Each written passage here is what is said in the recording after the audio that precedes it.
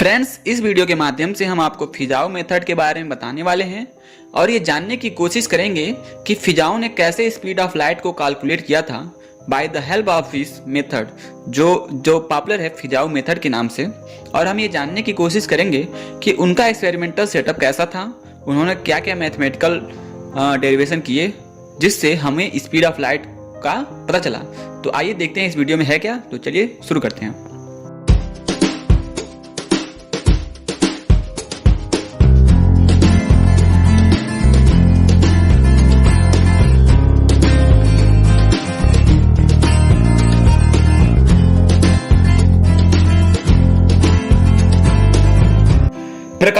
प्रकाश एक ऐसा चीज है जिससे हमारा विकास हुआ और मानव जाति के लिए ये जितना ही लाभदायक है उतना ही इसको जानने के लिए मनुष्य ने कुछ न कुछ प्रयोग किया। उसी क्रम में प्रकाश की गति को मापने का आइडिया भी एक है जिससे हमारे मॉडर्न वर्ल्ड में नई नई चीजों का आविष्कार हुआ है।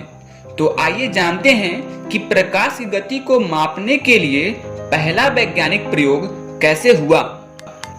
प्रकाश की गति को मापने के लिए हमारे वैज्ञानिकों ने हमें 3 विधियां दी हैं जो इस प्रकार हैं: फिजो मेथड, फकाउल्ट मेथड, माइकलसन मेथड। परंतु इस वीडियो के माध्यम से हम केवल फिजो मेथड के बारे में ही बात करने वाले हैं। वैसे हम सभी जानते हैं कि प्रकाश की गति लगभग 3 × 10⁸ मीटर पर सेकेंड होती है, परंतु यह नंबर सही नहीं है। प्रकाश की गति असल में 299792458 मीटर पर सेकेंड होती है। जरा सोचिए कि इतनी बड़ी संख्या को, वो भी प्रकाश की गति, कैसे हमारे वैज्ञानिकों ने कैसे कैलकुलेट किया होगा। अगर हम ट्रेडिशनल फार्मूला से कैलकुलेट करने की कोशिश करें जो है speed equal to distance upon time, तो हमें एक बहुत ही बड़े अपर्चर्स की आवश्यकता होगी जो हमारे लेबोरेटरी में नहीं आ सकता है। इस प्रॉब्लम को सॉल्व करने के लिए हमारे बहुत ही महान साइंटिस्ट जिसका नाम था एरमंड हिप्पोस्ट्रेटस लुइस फिजाओ, जो फ्रांस के रहने वाले थे, उन्होंने अपना एक फिजाओ मेथड दिया जिस फिजो मेथड को हम क्लास 12 के सिलेबस में पढ़ते हैं। उन्होंने इस एक्सपेरिमेंट को करने के लिए कुछ इंस्ट्रूमेंट लिए जो इस प्रकार है। पहला, एक दांतेदार पहिया जिसका हम स्पीड कंट्रोल कर सकते हैं। दूसरा, एक कॉन्वेक्स लेंस। तीसरा, एक semi transparent inclined glass plate.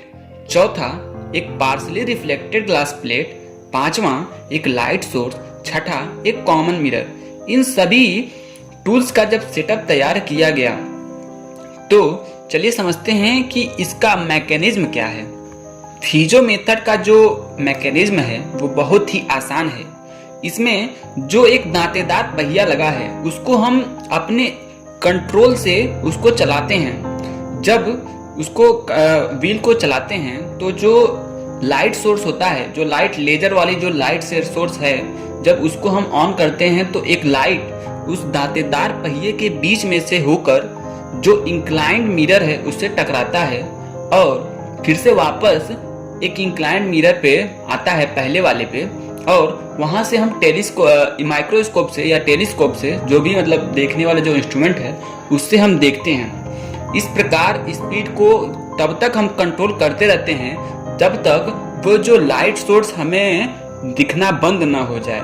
जब लाइट सोर्स दिखना बंद हो जाता है उसी समय हम फिजो मेथड को कैलकुलेट करते हैं। फिजो ने मैकेनिज्म को करने के बाद कुछ मैथमेटिकल कैलकुलेशन किए जिसके द्वारा हमें speed of light correctly find out हो गई। जो मैथमेटिकल कैलकुलेशन कुछ इस प्रकार हैं: if number of teeth on the wheel is equal to 720 and speed of the wheel at which light block is equal to 13 revolution per second, time it take to move one full revolution is equal to 1/13 second, time to move one tooth distance is equal to 1/13 divided by 720 plus 720 second is equal to 1/13 into 2 into 720। and distance between the wheel and the mirror is equal to 8000 meter and total distance light travel from the wheel to the mirror and back is equal to 16,000 meter. Time taken by light to travel 16,000 meter is equal to 16,000 by c. And by calculating this figure we get the speed of light is equal to 3 into 10 to the power 8. और हम एक simple फार्मूले से भी इस speed of light को हम calculate कर सकते हैं, जो है c equal to 4 into D into N into V, जहाँ पर d मिरर और व्हील के बीच का डिस्टेंस है, n number of the teeth in the wheel यानी कि व्हील में कितने टीथ या दांते हैं, v मतलब number of revolution in unit time is v। Fizeau method का क्या कमियां है उसके बारे में अगर हम बात करें, फिजाऊ मेथड में जो दो कमियां थी वो कुछ इस प्रकार हैं।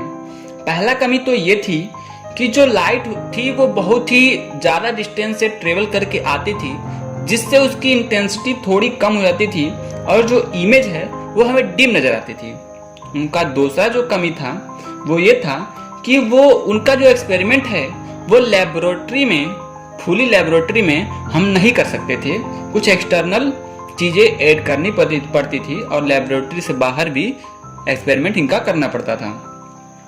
इन सभी कमियों को दूर करने के लिए फकाउल्ट नामक साइंटिस्ट ने अपना फकाउल्ट मेथड दिया, जिसको हम अपने अगले वीडियो में जल्द ही लाएंगे। धन्यवाद।